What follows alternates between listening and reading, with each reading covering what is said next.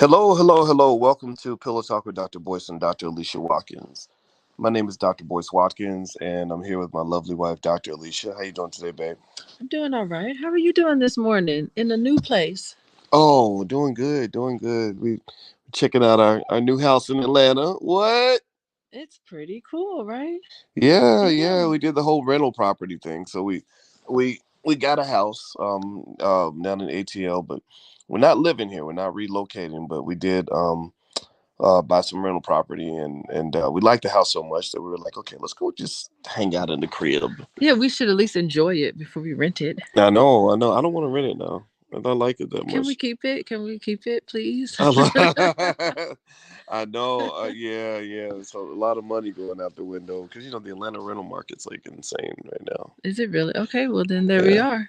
There we yeah, are in the middle of it. yeah, yeah. Well, Mhm. just so you know, a quick little financial PSA. Every black person should try their best to own as much property as we can. We need to go reclaim all that land that we had 100 years ago that it was taken away from us. And so, if you agree with that, put a yes in the chat. Everybody put resources in the chat. We need resources. That's what Dr. Claude Anderson says. Okay, so anyway, let me greet Veronica and DDS. My man DDS is always in there moderating. DDS, you know what DDS is, but No, what it is? What is it? he's hater repellent. Ain't nobody hating on us. Ain't nobody hating on He's gonna us. be bored through this. He's DDS gonna say, "I got nothing to do." DDS will chop. He will go in and he will digitally chop your head off and boot you out, and you will never be invited back. You come up in the hell. Wow. Yes, I feel better knowing that people like him are We in the feel world. safe. I feel protected now. Yeah, and Where'd Terry, you find DDS? I don't. You know what? The brother popped up in the chat, and he's been a moderator for a long time. And he's very consistent, and I just want to publicly thank him for that. And another person that's been really consistent is Terry Cobb. Terry Cobb is here. Hey Terry. What's up, Terry? Back up, Terry, back up, Terry. Terry. Two Put it in cars, two put it in cars. reverse, Terry. That's an inside joke. If you saw the video, you get it. If you didn't see the video, don't worry about it. But Okay. that's the thing, like black people are so interesting. And you made that comment about the mental health issues. It's just Ugh. Well, we just do things different from how everyone else does it. well, that's interesting. That does take us to our topic for today. So our topic for today, Sweet Great Mom and Nancy Liggett, is mental health and hip hop. And what drove me to I proposed this topic to you, and what triggered it was I just saw some I saw a Two Chains verse. A Two Chains verse on a song with a guy that's really a great rapper out of Houston. I think his name was pronounced Tobin Gwynn, but I might have said it wrong.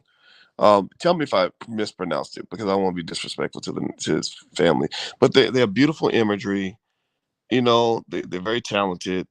I see nothing but creativity from what you've Oh, shown me. super creative, super creative. They think about the imagery, they think about the lyrics of their songs, they think about everything. Yeah, super creative. And so I saw Two Chains did like kind of a guest verse, and it's like this really cool verse where and they got the women dancing in the background, but not in like a hoish kind of way.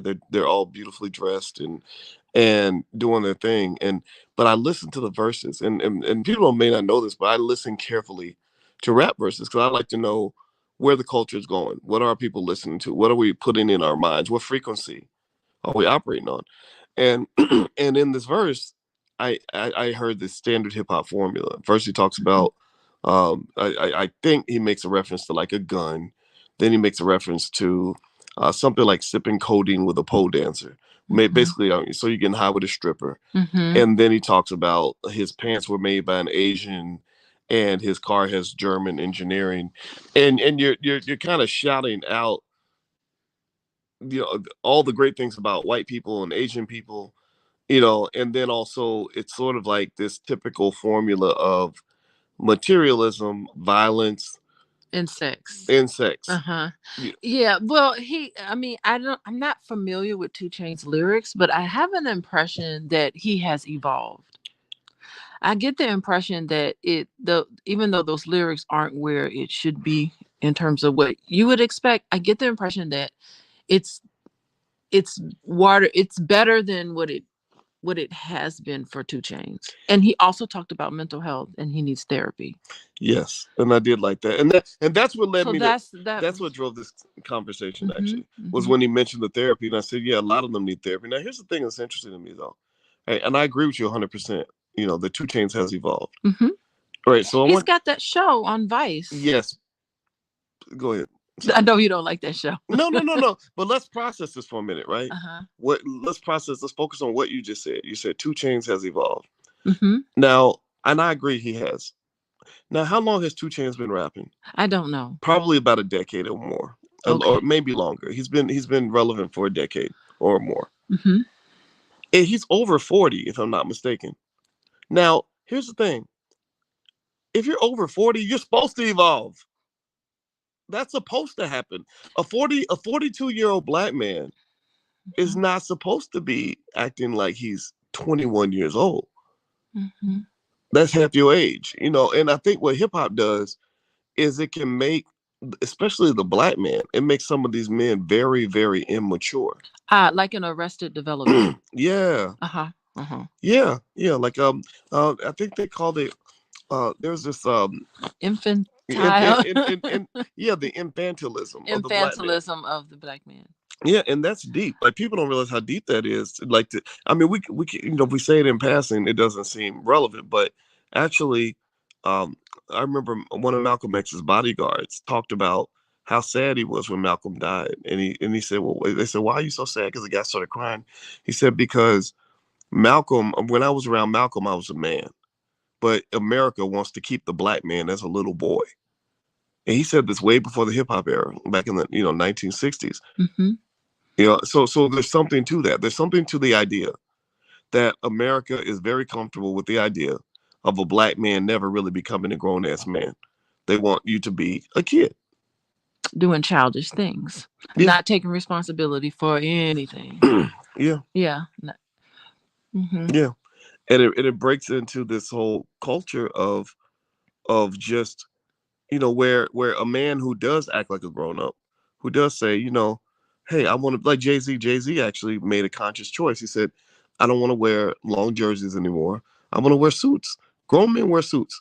Teenagers and kids wear long jerseys. But the fact that he had to even explain that, Right. it's crazy. It's like someone was like, "What are you doing with some jeans on and a collar shirt? You're supposed to wear jerseys all the time." He's like, "I'm a grown man. I'm not 20 Yeah. year old 20 years old anymore." So I Yeah. think, And he got pushback for that, by the way. it was Yeah, a lot of right. people are like, They why want to you want to keep be a him. grown man, dog? Wait. We supposed to be kids over here. We teenagers over here. No, you're not. Well, most people don't have to explain the change in their, like, we have a 19-year-old here. Okay, I know that the way he dresses now, hoodie and shorts or whatever, he's not gonna dress like that when he gets older and he starts his career and No, all of and it's that. like Like it's 45. it's just a natural transition that people make. Yeah, yeah. Now Al makes a good point. He says no fathers around to tell young men, and that's actually why like, and it makes me think about we're down in Atlanta. We're going down to the Black House with Jay Morrison, Hmm. and what they do down with the Legacy Center, which is a beautiful building, by the way.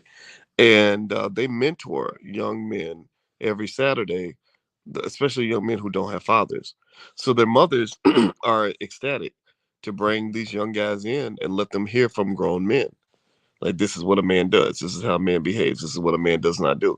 And so sometimes you need that grown man training. So this wraps into the point of what was on my mind today, with just sort of how hip hop music bastardizes what it means to be black. Like, it kind of takes everything that's dysfunctional, it seems, and they put it on display because dysfunction is interesting to watch on stage, on camera, and it just normalizes it by saying, "Oh, we're gonna pay you millions of dollars to behave as a mentally ill, dysfunctional person." And it sells. It sells records. They make a lot of money off of it. If they didn't make a lot of money off of it, I don't think it would be Mhm. necessary. Yeah, well, what happens is, and I want everybody to understand this. You guys know my background's money, and I love to express the importance of money, but sometimes you can get to a point where money becomes too important, and money becomes a false validator of unhealthy behavior. Yeah, because if you're not resting on principles, it's just the bottom line. Yeah. It's a philosophical issue. hmm Yeah, you Mhm. just start thinking like, oh well, you like you'll see somebody do something weird. Like for example, let's use Cardi B as an example. A really intelligent, really talented woman who might be a sex addict, or an abuse survivor who hasn't really gotten treated for her own mental health challenge, right? And she does all these things. So you're a little girl and you're seeing this, and you're thinking, wow, that's extreme. Like every lyric is about her vagina. But then somebody says, yeah, well, Cardi B made $10 million last year. And you're like, oh, okay. Well, that validates it. That makes it okay. It's not okay. It's still not okay. $10 million does not make it okay. And well, even Cardi B's growing up. She is. She's Even trying. she's even You, she's you, growing you up. know what I see? I have hope. You know what I see with Cardi B? Yes. I see a person who is really struggling. Like I feel like the real Cardi. Internal struggle, I feel right? like the real Cardi B is inside of her, Yes. who's like trying to bust out. Like That's so great. It makes me beam because she's better than that. hmm She's so much better than that. Even though she probably has some mental health struggles, she's starting to realize I am a mother of two children now. I need to be a mother. I need to set a better example. I think that's where she's headed. hmm Yeah, but I think that like I think that with her, if you think about it, let's look at her history, right? First of all, and this is the thing that a lot of people don't talk about this enough, and I think I find that strange. But first of all, you made the really uncomfortable observation. You're very good at or noticing people that might be victims of fetal alcohol syndrome. Hmm. And from what you've actually told me, it's very prevalent, and people don't know it because what happens is, I guess their mothers don't know they're pregnant, and they drink during pregnancy, and it really has a huge impact on the child, and it shows up in their facial features and stuff like that, right? Yeah, it's very common in most. I mean, if you're at that childbearing age, it's not recommended that you drink alcohol at all, really. I mean, Really. I know when I was in my younger years, in my 20s, I rarely drank alcohol. I rarely drink alcohol now, but I rarely drank alcohol because you don't even know half the time, your first trimester of pregnancy, you don't even know that you're pregnant. And Mm, so here you are drinking and getting drunk, and you're affecting your baby. wow. Yeah. Yeah, and it's it. I was when you told me that. And so it was just something about, you know what it was? Cardi B posted a picture of herself without makeup on. And Mm, that's when I saw it. As a social wow. worker, we're trained to pay attention to facial features. We just trained to pay attention to everything. Wow. And so when I saw that she had no makeup on and it was her eyes and the way her face was structured and put together, I said, that's fetal alcohol syndrome. And then I noticed, wait, she was named after alcohol. So alcohol must have been prevalent Yeah, isn't her? early in gestation. Yeah, and we're not making fun of her. I promise. I No, want to make, no. but no, like didn't I could did she say her sister's name was named after liquor too? Her sister was also named after alcohol. So, I mean, and you think about what it does to your cognition, what it does to your ability to delay gratification, what it does to, because to me, I think when she talks, she may have a speech impediment. She does. And that's another sign of fetal alcohol syndrome. Oof. I was like really concerned about that.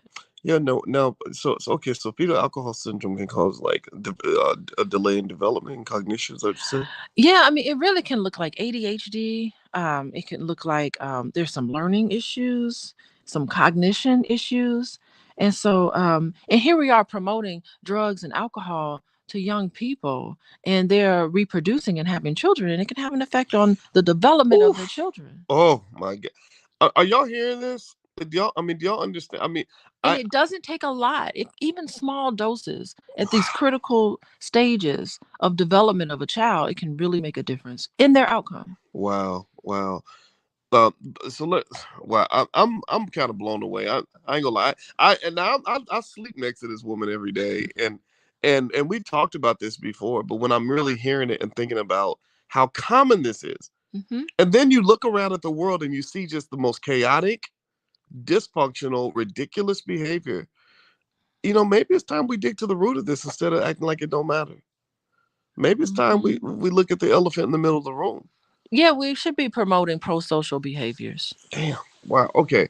Well, anyway. Positive, healthy lifestyles. Well, let me. I'm a little taken aback, guys. So let me take 1 second and let you all know that you're watching Pillow Talk with Dr. Boyce and Dr. Alicia Watkins. My name is Dr. Boyce Watkins. My wife is Dr. Alicia Watkins. She is a licensed therapist and a full professor of social work. She's been treating couples for a long time, for many years. And Yes. also, if you want to get a free e-copy of my book, Financial Lovemaking, feel free to go to boyceandalicia.com. You can get on our email list. We'll give you lots of free information on everything from love and money to everything in between. But also, you can get a free e-copy of my book if you go to boyceandalicia.com. Also, on the 22nd of July, Alicia's hosting a speed dating event at the Black House. So if you are Yes. single and you're looking to mingle and connect with other intelligent Black people and you are near the Atlanta area, you can go to boyceandalicia.com and you can sign up for the speed dating. And so we'll talk a little bit more about that in a second. I know you're excited about that. I am. I'm Yeah, looking forward to it. yeah. She loves to match make. That's her thing. All right. Mhm. So let's go back into this. First of all, I want to make it just real clear. I'm not making fun of anybody or trying to attack anybody, but I think it's important to talk about these things because our children are seeing this and they're being affected by this. And it almost seems like in this world we grow up thinking that this dysfunction that they market, and it's not marketed by Black people, right? We don't own the media outlets. We're not the ones who are creating these TV shows, the love and hip hops and all that. Um, you know, but it's like the kids grow up thinking that this stuff is normal, and they just get such bad examples when it comes to like relationships, or and they do things to ruin their lives. So you'll see somebody that will be copying the activities of their favorite rapper. They get involved. Maybe it's a boy. He gets involved in violence. Maybe he's thinking that drugs are cool, so he's getting high all the time. Materialism, all these things that end up creating a miserable life for you. So it's not a surprise when that person's 26, 27 years old, and they say, "Gosh, I was suicidal. I was depressed.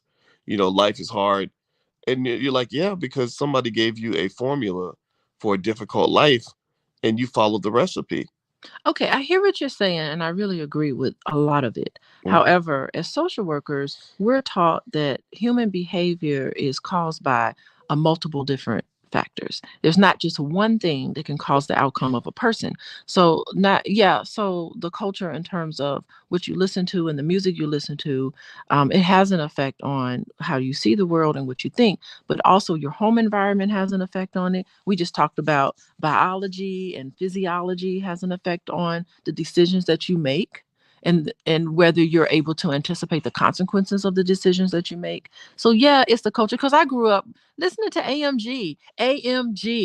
I can recite to you every single lyrics of that Oh awful my lord. album that they came out with, but it didn't Was penetrate so AMG the guy much. who was saying bitch better have my money? Yes, That come that old on. dysfunctional stuff that we But it's yeah. Well, nostalgic. remember our generation is the generation that started that stuff. I know we're Like awful. gangster rap started like when I was about 18 years old, and I still and so in a way I like, grew up with gangster rap. well, we have to confront our own hypocrisy, Yes. right? We really do. And now what was the now here's the thing. Now so let me just tell you, you and I have known Ice Cube, I guess, a couple years, and I like him. He's a great guy, and I remember the first time I ever heard his voice. I was at a party and it kind of alarmed me because it was dope, man. It was like it was once said by a man who couldn't quit, you know. And I remember thinking, like, what Why is does this? What is this, right? And I remember being 17, 18, and I remember NWA, they created a culture. They were educating the whole world on gang culture, Crips and Bloods, the dope man, all this stuff that was going on in LA. and it was Because, mainstream. right, well, you know what it was? It was actually underground at first.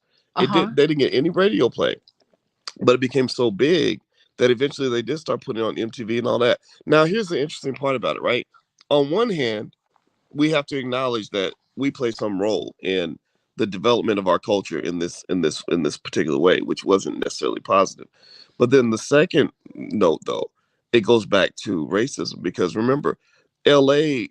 What he and NWA were rapping about was what they were seeing in L.A. Mm-hmm. And where did all that environment come from? Well, it came from the war on drugs and the CIA putting all that crack cocaine in LA, right? So they ruined that whole community. The series Snowfall really documents that very well. And so, in a way, it's almost like we could say, you know, we it's almost like if you have a cage full of like really healthy dogs, and you design the cage in a certain way where there's a limited amount of food, all the dogs are like in close proximity to each other, and you create really terrible conditions where the dogs start to kill each other and eat each other. It's really not so much the dogs necessarily being bad people or bad animals. It's who designed the cage, right? Now we're not dogs, we know this, right? But to some extent, by us allowing or still accepting this idea that white people are allowed to have this huge impact on our destiny, knowing that they don't have our best interests at heart, they create they play a role sometimes in destroying our culture. Whether it's through media or through the CIA putting the crack in the black neighborhoods or through government programs or whatever. And I really think as black people, we have to be very conscious of that. We do. And then remember, even in Snowfall, we saw that that drug era is the second generation to what was the Black Panther Party taking over there.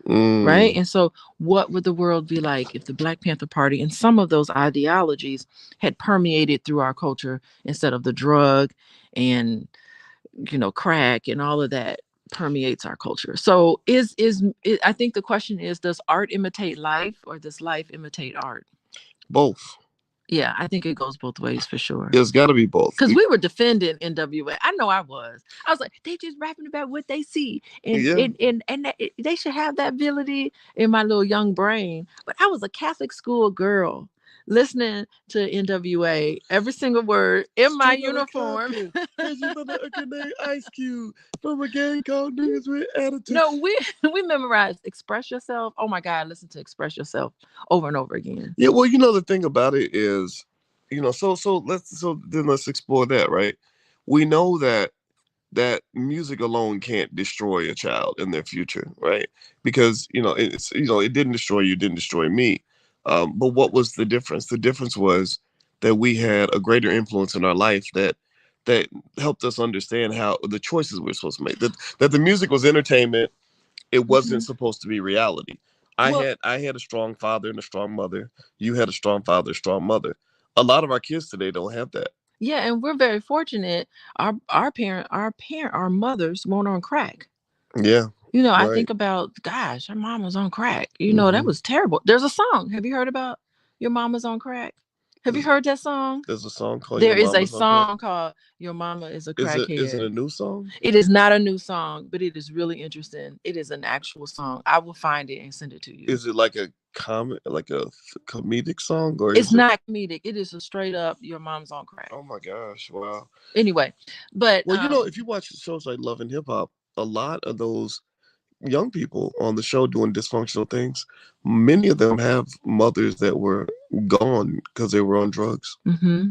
Mhm. And back then, if now here's something, if you were a child and you were born with any sort of crack or cocaine in your system, they immediately separated you from your parent. Oh They no. did that in Illinois. I don't know about other states, but there was no rehabilitation. There was no, now, things are different, but it was just immediate. We're going to put you into the child welfare system. Oh my god. Yeah, which was devastating because they actually thought that if you were born with crack in your system, your whole future is over, and that's not true. There are a lot of people who had was born with crack cocaine in their system, and they were able to overcome. So there are things that you can do. It's not over for you. But I bet there were a lot who didn't, and I think that's Well, there are many. Well, the thing is that we thought their life was over, and it right. wasn't. You can live a full life, and they do live a full life, and so that was a myth.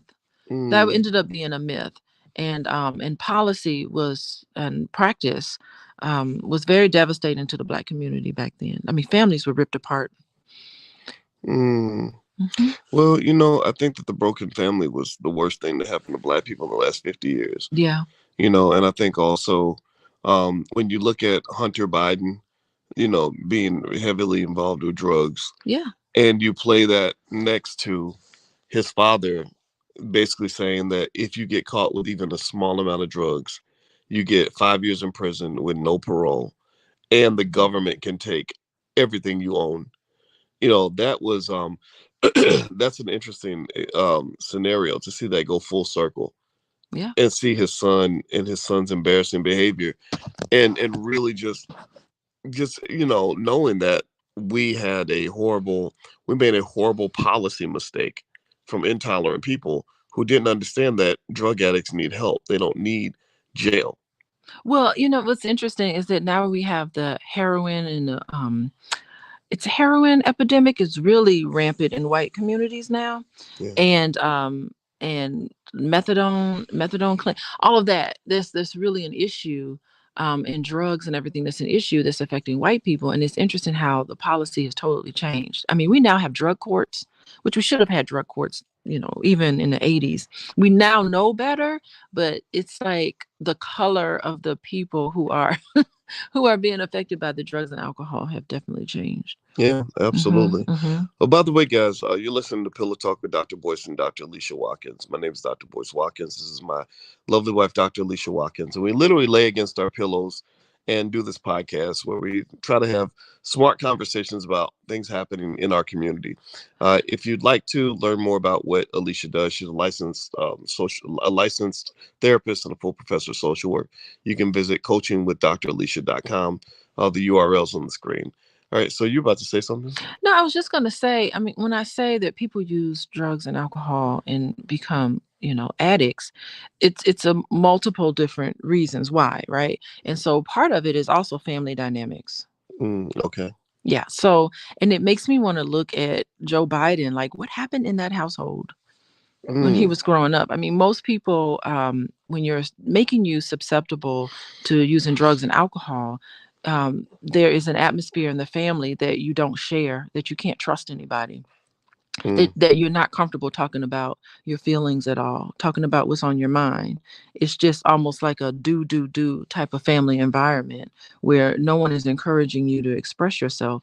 And that kind of puts you in a position, music or no music at all, that can put you in a position to become, addict. Well, Joe Biden had a tragedy in his family. There's His several his tragedies I in think his his family. wife and one or two of his kids got killed in a car crash or Yeah, something. they got hit by a truck. Yeah, which is terrible. So there you have that loss. Are you able to process that loss? Are you able to talk about it? Mm. No, I'm almost certain that something happened there. Oh, I'm sure Hunter's still hurting, but How could still, he not be? well, and that's the thing, right? Those It's still kind of like sad that that when you see this blatant hypocrisy and you see what crack did to black families and black people, and it makes me wonder and very concerned, like what are they doing to us now? Like what are they? And I want people to really understand that the government didn't stop being the government in 1995. Like whatever terrible, sinister thing they were doing to us in the 80s, they're probably doing something sinister right now. Maybe it's something in the food. Maybe it's definitely in the media. When you're seeing these things around you that are causing cultural and family degradation, you can't just go along with it because the famous person's making money. You can't just look at it and say, "Oh, well, that's lit, yo." Or when I speak up on it, like when I spoke up on some stuff with a few years ago when I had that whole weird thing with Lil Wayne and Mountain Dew and all that, people were like, "Why are you stopping a black man from getting money? Well, you did that. Were you messing up a black man's money?" I'm like, "No, because you shouldn't be making money by destroying your own people. That ain't right, man. Like, there's other ways for you to make money."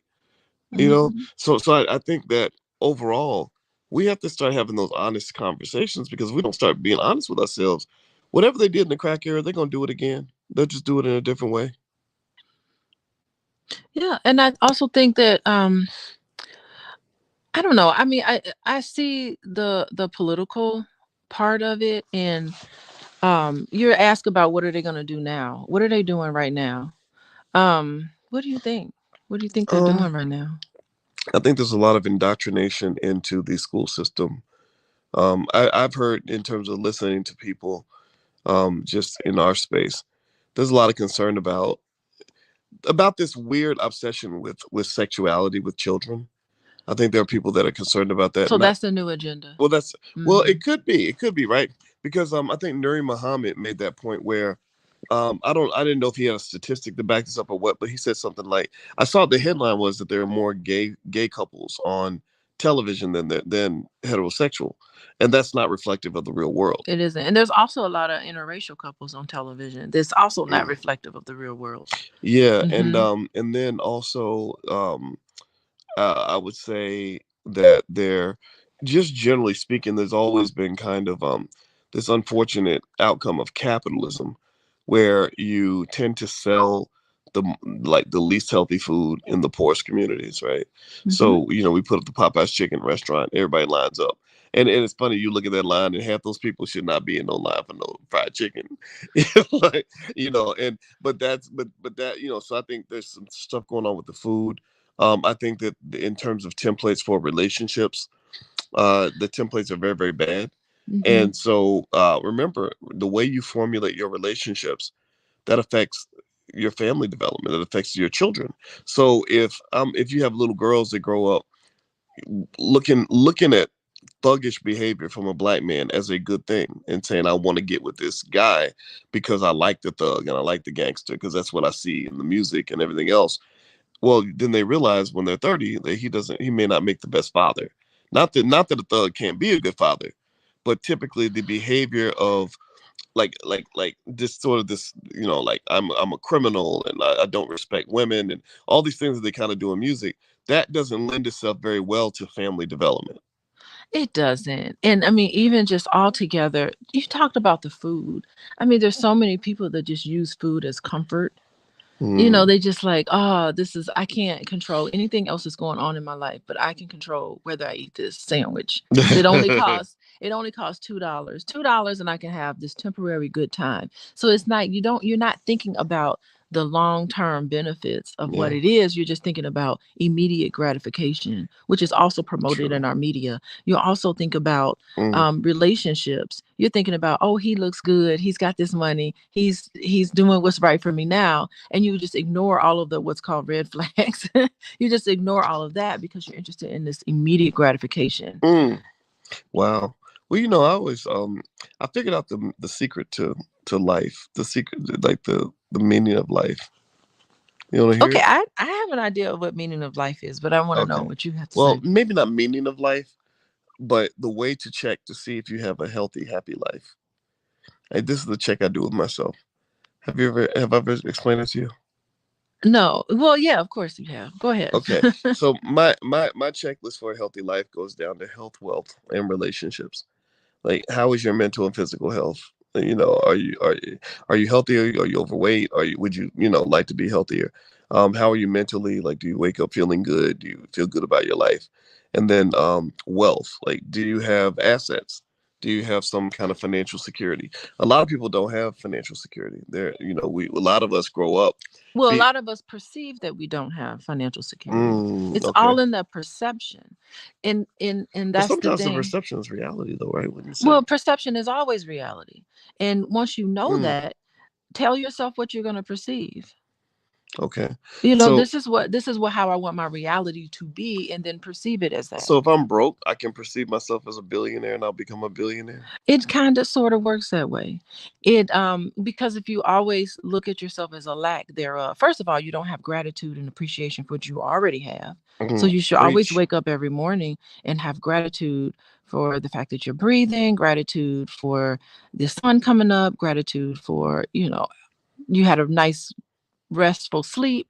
Anything that you can cling on to that can give you gratification, I think is the very first thing we need to do. Okay, I like And that that. helps your mental health. Okay. So, there are things you can do. Okay, continue to explain. No, I like that. I like that. Hmm. And I think the last piece is relationships. So health, wealth, and relationships. Yeah.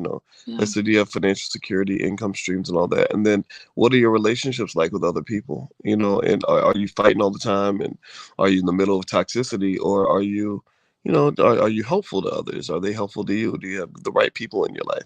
And I think that overall, when I see a lot of young people, I just don't know if I see things that are going to lead them to be able to find happiness and peace and contentment in their lives. Okay, so I got a little more hope than you do. Okay. When I see young people, I see people who are struggling and really trying to figure it out.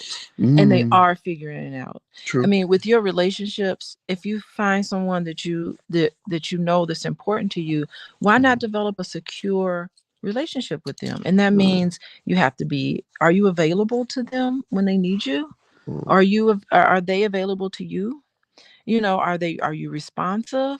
Do you have empathy for each other? That creates healthy relationships, secure attachments within your relationship, and not a whole bunch of chaos and not a whole bunch of fighting. If people did just those three things, are available to the people, or to the one person of their partner, if they are responsive to their partner, and if they are empathetic to their partner, you don't have to do anything else. That relationship will go smoothly. mm. Well, I like that. I like that a lot. So yeah, by the way, you listen to Pillow Talk with Dr. Boyce and Dr. Alicia Watkins. My name is Dr. Boyce Watkins.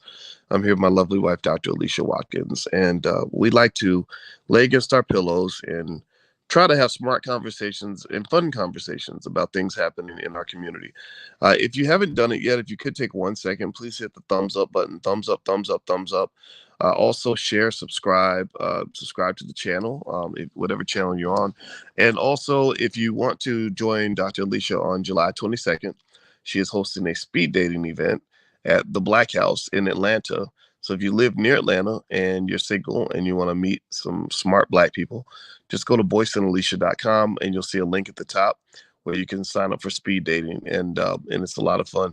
So what drove you to want to do speed dating and bring Black people together like that? I mean, I really do think that you can't really learn about yourself until you're in a relationship. I really do believe Mm, that. okay. And I think there's so many people, we've been in a pandemic, we've been kind of isolated away. And I think there's so many people that have not had a chance to really develop, have a chance to even be in the presence of someone where they can say, okay, this is a potential like minded person that I can spend some time with. Who Mm, knows what will happen with that? But I think it's important to mingle, to get out, to make connections, to reconnect with ourselves and reconnect with people around us.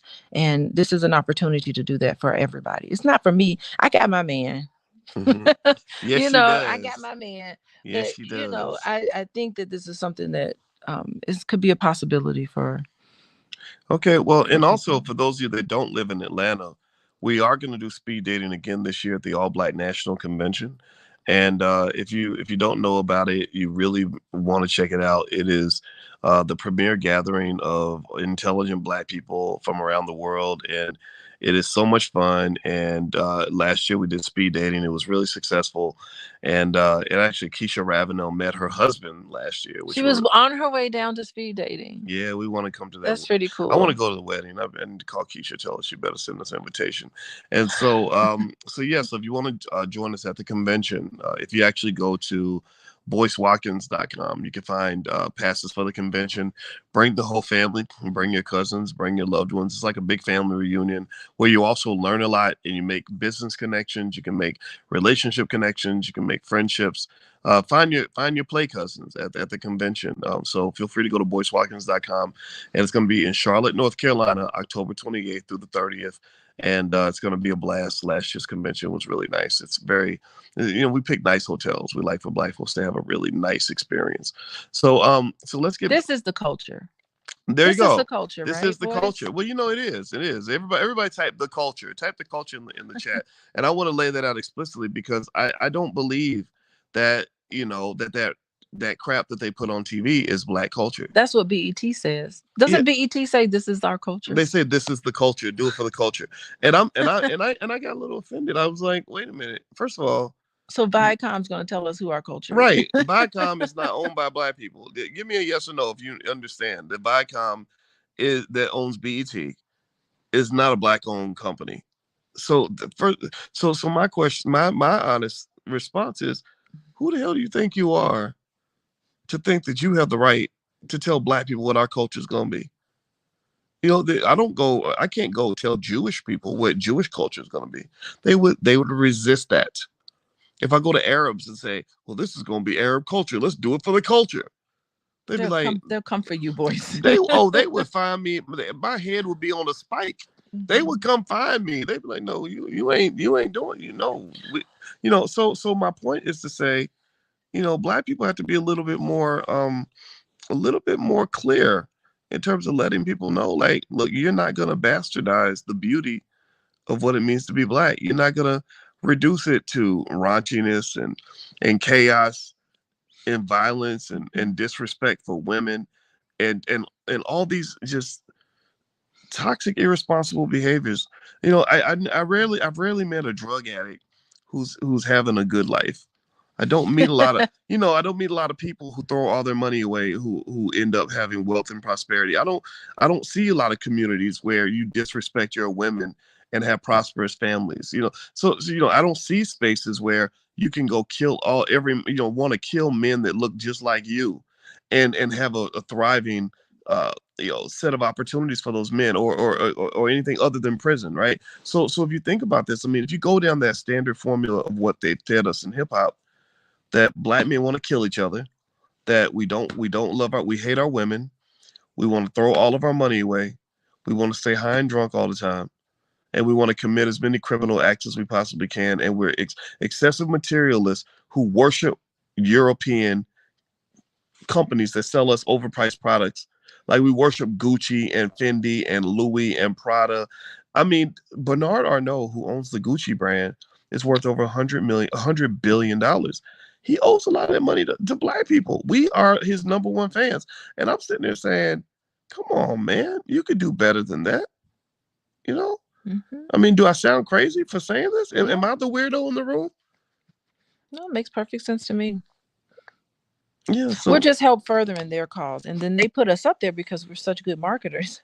yeah, we're We the market all we are their the stuff, best marketing team in history. and we're just so creative. And for some reason, we just do it so much better than anyone else. We're so good at what we do, and the sad part about it is that we don't know it. They know it, but we don't know it. Dang, That's that's the sad heavy. part. That's real.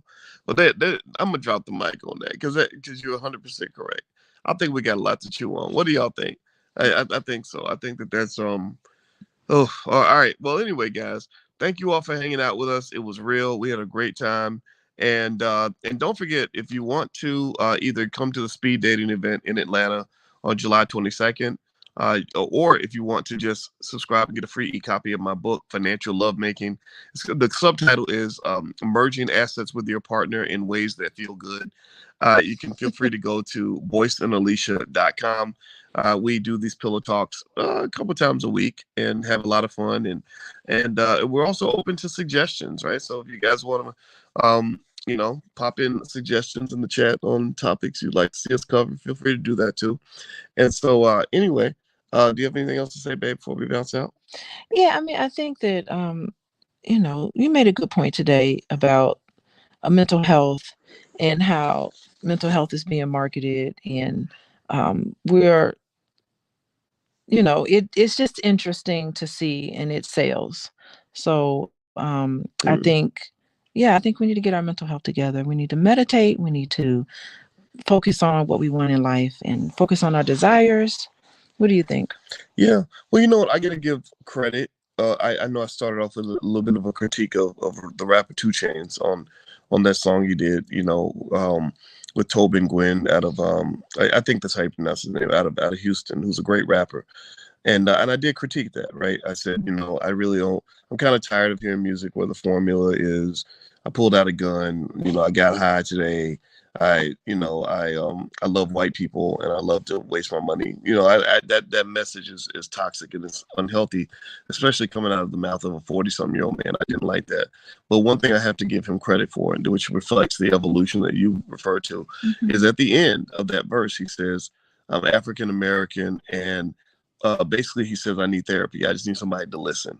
And I think that that's a great point. Right? I think that for Black people, that's what's really happening in my view. And you know this better than me, but given that we're so high on the trauma scale, and so many of our people, remember in the second or really third generation of after the crack era, it was like a nuclear bomb dropped on our family. So you got people still recovering from that.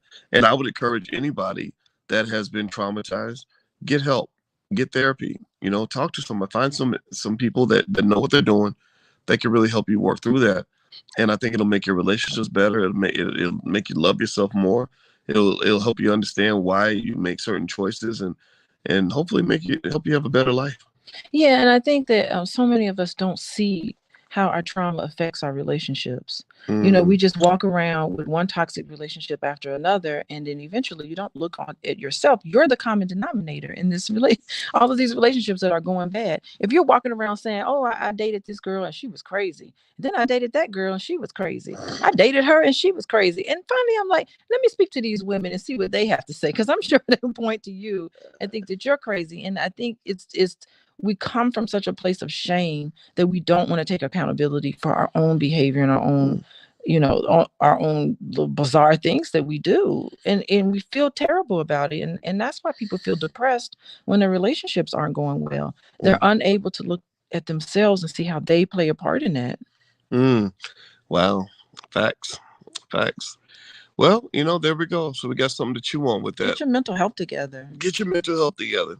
And all right, well, everybody. Well, it was great talking to you guys today. And by the way, Alicia's website is coachingwithdralicia.com. She does see clients and individual and couples. So if that's if you're of interest in that and you'd like to go check out what she does, feel free to go to the website. And if everybody could hit the thumbs up button on your way out, thumbs up, share, subscribe, all that good stuff, we'd appreciate it. And until we meet again, we will see you soon. Take care. Okay, bye everyone.